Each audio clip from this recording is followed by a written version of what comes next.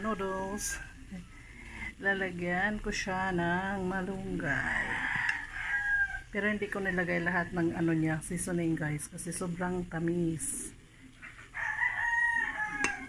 Iwas sakit sa bato.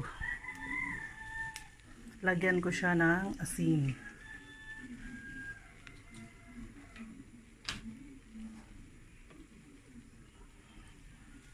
Asin to taste.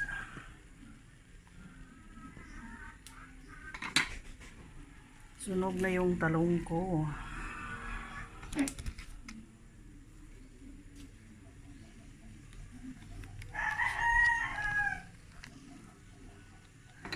Hirap. Videographer, cook.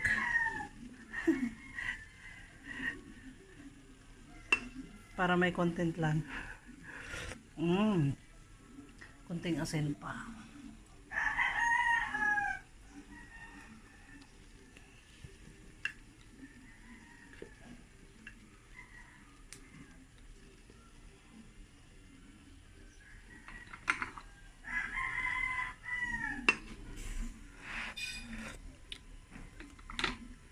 Okay na rin. At saka malunggay. See? Baka gusto niyong subukan. Masarap to. Noodles with malunggay. For a change.